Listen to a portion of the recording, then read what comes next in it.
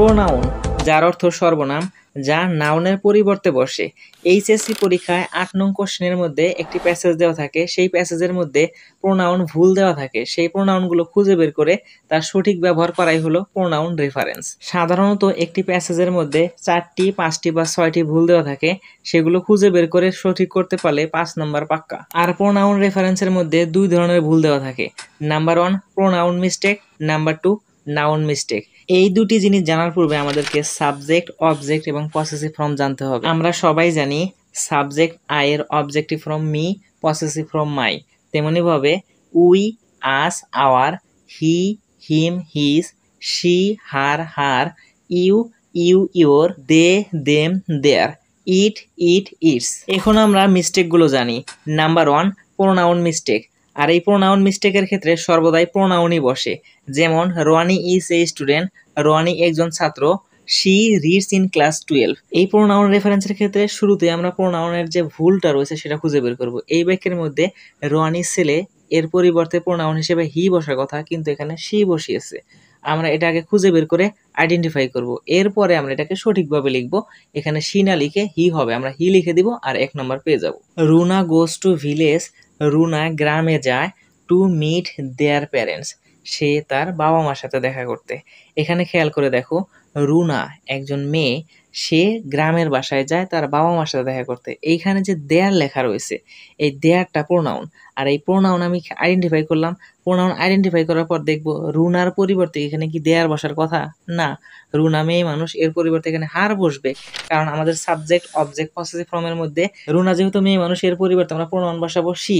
কিন্তু এখানে যেহেতু পসেসিভ ফর্মে রয়েছে, তাহলে আমরা পসেসিভ ফর্মে বসাবো শি, এর পসেসিভ ফর্ম হলো হার। ঠিক এরকম ভাবে প্যাসেজের মধ্যে যে প্রোনাউনগুলো দেওয়া থাকবে সেই প্রোনাউনগুলো খুঁজে বের করব, আর সেখানে যে ভুল থাকবে সেই ভুলগুলো সঠিক করব আর নাম্বার পাবো। Number 2 noun mistake. আর নাউন মিস্টেকের জন্য সর্বদাই নাউনই বসে।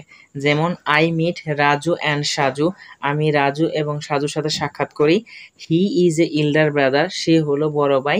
And Saju is younger. এখানে খেয়াল করে দেখো যে I meet Raju and Saju, আমি রাজু এবং সাজুর সাথে সাক্ষাৎ করলাম।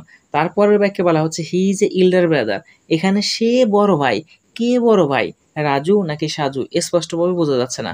যখন এরকম ভাবে স্পষ্টভাবে বোঝা যাবে না, তখন সেই জায়গায় আমরা প্রোনাউনের পরিবর্তে নাউন বসাবো। এখানে যদি সাজু দেওয়া থাকতো তাহলে আমরা বলতাম যে সাজু বড় ভাই, আর যদি রাজু দেওয়া থাকতো তাহলে আমরা বুঝতাম যে রাজু বড় ভাই।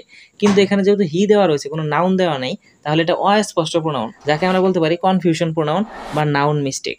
এই নাউন মিস্টেক বা কনফিউশন প্রোনাউনের ক্ষেত্রে আমাদের বাক্যের যে পরবর্তী অংশটুকু রয়েছে সেটুকু পড়ে আমাদেরকে ক্লিয়ার হতে হবে যে আসলে এখানে কার কথা বলা রয়েছে, আর যার কথা বলা হয়েছে তার নামটা এখানে বসিয়ে দিলে বাক্যটা পরিপূর্ণ হবে। এরপরে লেখা রয়েছে and Saju is younger, Saju ছোট ভাই। তাহলে এখানে সাজু যদি ছোট ভাই হয় 2 ভাইয়ের মধ্যে, তাহলে এখানে বড় ভাইকে রাজু, ওই হিয়ের পরিবর্তে আমরা রাজু লিখে দিলাম, তাহলে বাক্যটা complete. Raju is elder brother and Saju is younger.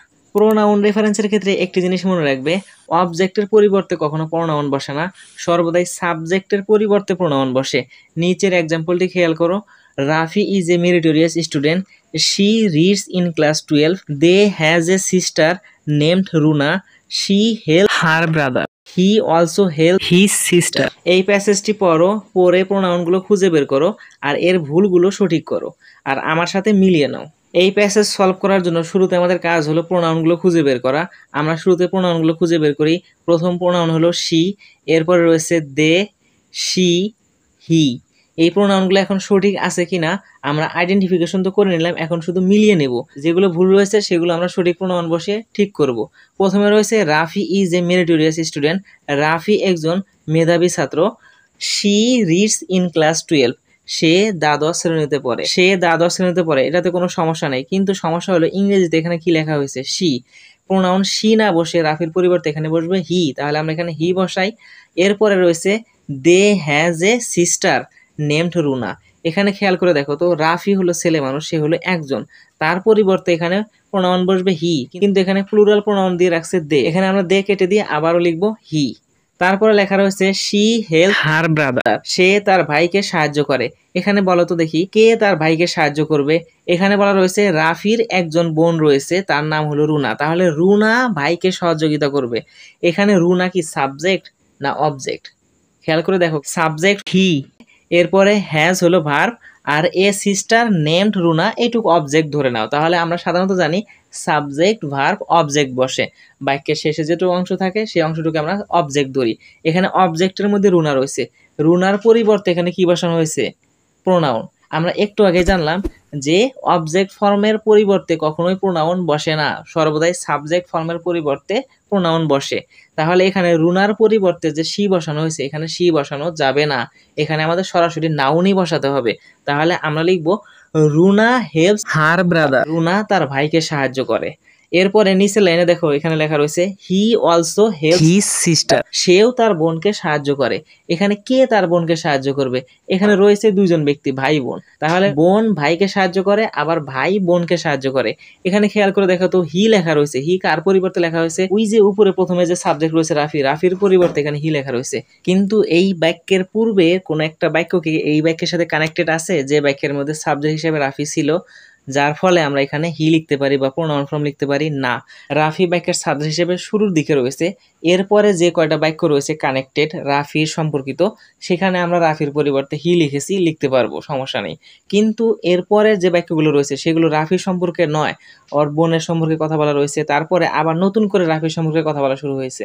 যখন আমরা নতুন করে আবার রাফির সম্পর্কে কথা বলছি, তখন আমরা সরাসরি প্রোনাউন ফর্ম লিখতে পারবো না, আগে শুরুতে নাউন ফর্ম লিখতে হবে। তারপরে আমরা ওই বাক্যের রিলেটেড যদি আমরা কোনো বাক্য বলি, সেই বাক্যের মধ্যে আমরা প্রোনাউন ফর্ম ব্যবহার করতে পারবো। যেহেতু আমরা নতুন করে আবার একটা বাক্য রাফি সম্পর্কে বলতেছি, এখানে সাবজেক্টের জায়গায় আমরা প্রোনাউন না বসে সরাসরি নাউন ফর্ম বসাবো। আর এখানে অ্যান্সার হবে হি এর পরিবর্তে রাফি। এই ছিল প্রোনাউন রেফারেন্সের ছোট্ট একটি ক্লাস। এই ক্লাসটি ছোট হলেও নাম্বারের দিক থেকে কিন্তু সবচেয়ে বড়, কারণ এইচএসসি পরীক্ষায় এমন কোনো টপিক নাই যেখানে আমাদের 5টি শূন্যস্থান পূরণ করে 5 নাম্বার পাওয়া যায়। সবগুলোতে 10টি শূন্যস্থান পূরণ করে 5 নাম্বার পাওয়া যায়, এখানে 5টি শূন্যস্থান পূরণ করে 5 নাম্বার পাচ্ছ, তার মানে অল্পতে বেশি ফল।